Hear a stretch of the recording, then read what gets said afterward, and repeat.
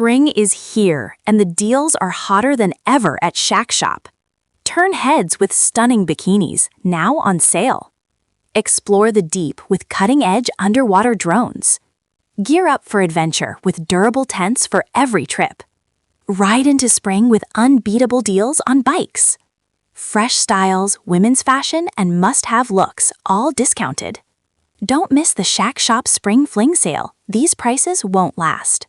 Shop now and make this spring unforgettable, only at Shack Shop. Charges filed after violent Minneapolis protest. Investigation expands following assault on journalist. A protest outside an immigration detention facility in Minneapolis has escalated into a multi-layered criminal investigation, with authorities confirming that several individuals will face charges in connection with an alleged assault on a journalist and a law enforcement officer. The incident, which unfolded during a heated demonstration against U.S. Immigration and Customs Enforcement, has drawn national attention, not only because of the violence captured on video, but also due to the involvement of federal authorities, including the Federal Bureau of Investigation and the U.S. Department of Justice. Investigation intensifies as charges are announced. Law enforcement officials have confirmed that 4 individuals are expected to be formally charged following the confrontation. According to statements attributed to the Hennepin County Sheriff's Office, 3 of those individuals are directly tied to the alleged physical assault of a journalist and a deputy. A 4th individual is expected to face a gross misdemeanor charge related to obstruction with force against law enforcement. Authorities describe the situation as an active investigation, indicating that additional evidence, including video footage, witness testimony, and officer reports, is still being reviewed. The alleged assault. At the center of the case is Savanah Hernandez, a reporter affiliated with Turning Point USA. Hernandez had been covering the protest when she was confronted by demonstrators. According to her account, the encounter quickly escalated from verbal confrontation to physical violence. She has accused multiple individuals of striking and shoving her, resulting in her being knocked to the ground. In statements shared publicly, Hernandez vowed to pursue accountability. "You're not going to get away with this," she wrote in a social media post. "I am going to do everything in my power to make sure you're charged for the brutal attack you committed against me." She later indicated that she required assistance from law enforcement to safely leave the area, describing the environment as hostile and dangerous. Suspects identified and arrested. Reports indicate that 3 individuals, identified as Paige Ostrowsko and her parents, Chris and Deanna, were taken into custody in connection with the incident. Authorities allege that members of this group were involved in both the assault on Hernandez and an altercation involving a deputy. The arrests were partially captured on video, showing a chaotic scene as officers moved in.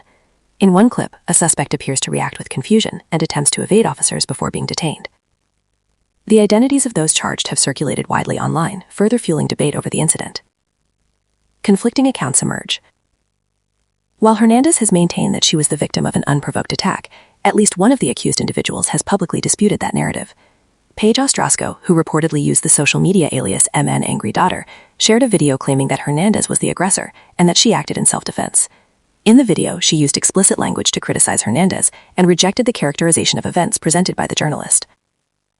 This conflicting account highlights a key challenge in cases like this, determining the sequence of events in a chaotic, fast-moving environment where multiple perspectives and multiple recordings exist. Injuries and aftermath. Following the incident, Hernandez reported experiencing physical symptoms, including a headache and stiffness in her neck. She later shared additional footage that she claims shows one of the accused individuals pushing her to the ground. While the full extent of her injuries has not been officially detailed in public records, her statement suggests that the physical impact of the altercation continued to affect her in the hours after the incident. Federal authorities step in. The situation has drawn the attention of federal agencies, signaling the seriousness of the case. The U.S. Department of Justice acknowledged the incident shortly after it occurred, indicating that it was being monitored. By the following day, the Federal Bureau of Investigation had opened a federal criminal investigation. Federal involvement could introduce additional legal considerations, particularly if investigators determined that any civil rights violations or federal offenses occurred during the incident. A broader pattern of protest tensions. This case is part of a broader pattern of increasingly volatile interactions at protests across the United States. Demonstrations related to immigration enforcement, in particular, have become flashpoints for confrontation. Journalists covering these events often find themselves in the middle of emotionally charged situations. While many protests remain peaceful, incidents of harassment or violence, targeting both protesters and media, have become more visible in recent years. The Minneapolis confrontation underscores how quickly tensions can escalate, especially when opposing viewpoints collide in close quarters. Legal implications. If the charges proceed as indicated, those accused could face a range of legal consequences depending on the severity of the allegations and the evidence presented. Assault charges can vary significantly in seriousness, from misdemeanors to felonies, depending on factors such as intent, level of harm, and whether the victim is considered a protected individual, such as a journalist performing professional duties or a law enforcement officer.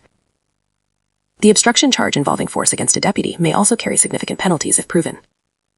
Public reaction and ongoing debate. Public reaction to the incident has been sharply divided. Supporters of Hernandez argue that the case demonstrates the dangers faced by journalists, particularly those covering controversial political issues. Others emphasize the importance of a thorough investigation, noting that viral video clips may not capture the full context of an incident. The competing narratives have fueled intense discussion online, with users analyzing footage, debating credibility, and drawing broader conclusions about protest culture and media conduct. What comes next? As the investigation continues, several key questions remain unanswered. What do all available video angles reveal about the sequence of events? Were there attempts to de-escalate the situation?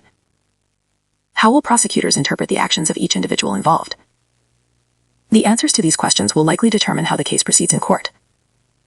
For now, authorities have made clear that the situation is still developing, and additional details may emerge as the legal process unfolds. Conclusion. The events outside the Minneapolis ICE facility have quickly evolved from a local protest into a nationally watched legal case, involving allegations of assault, conflicting narratives, and federal scrutiny. At its core, the incident raises fundamental questions about safety, accountability, and the boundaries of protest in a deeply divided political climate. As charges move forward and investigations continue, the case will likely remain a focal point in ongoing conversations about the intersection of activism, journalism, and law enforcement in the United States.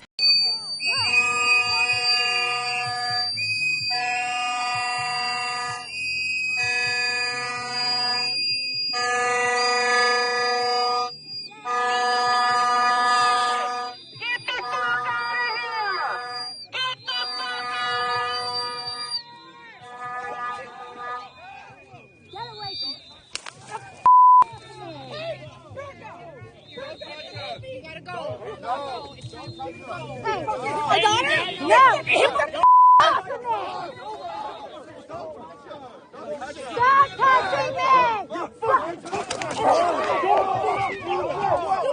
You fucking touched me! Jesus Christ!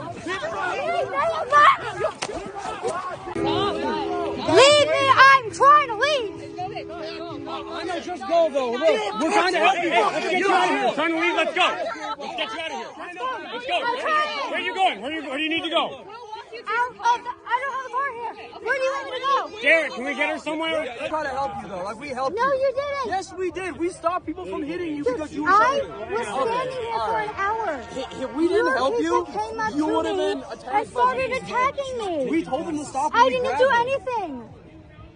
But you're like trying to play victim so hard when we were literally. Okay, so I have all this on camera. And you fine. push people.